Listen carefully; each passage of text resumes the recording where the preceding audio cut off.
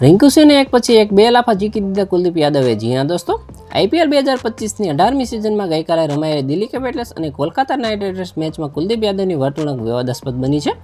કુલદીપ યાદવે મેચ પૂર્ણ થયાના થોડી જ વારમાં KKRના બેટર રિંકુ સિંહને 2 વખત લાફા મારી દીધા હતા, જેના લીધે ક્રિકેટ ચાહકો કુલદીપ યાદવથી નારાજ થયા છે અને રિંકુ સિંહની માફી માંગવાની અપીલ કરી છે। ગઈકાલે અરુણ જેટલી સ્ટેડિયમમાં રમાયેલી DC વર્સિસ KKR મેચમાં કોલકાતા 14 રનથી જીતી હતી। આ મેચની એક ક્લિપ સોશિયલ મીડિયામાં વાયરલ થઈ રહી છે, જેમાં મેચ પૂર્ણ થયા બાદ બંને ટીમના ખેલાડીઓ એકબીજા સાથે વાતચીત કરી રહ્યા હતા।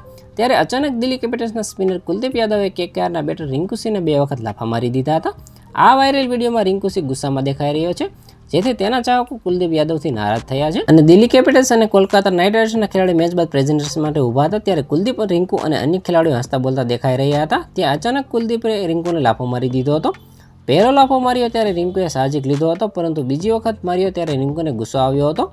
વિડીયો ક્લિપમાં ઓડિયો ન હોવાથી કુલદીપે કેમ રિંકુ સિંહને લાફો માર્યો તેનો ખુલાસો થયો નથી, પરંતુ ચાહકો નારાજ થયા છે અને યાદવને માફી માંગવા કહ્યું છે અને સોશિયલ મીડિયા પર ઘણા યુઝર્સે યાદવના આ વ્યવહારની ટીકા કરી છે અને BCCIને તેના પર પ્રતિબંધ મૂકવાની માંગ કરી છે। તો આના વિશે તમારું શું કહેવું છે? કોમેન્ટમાં જરૂર જણાવજો। આવા જ વિડીયો માટે અમારી ચેનલ સાથે જોડાયેલા રહો।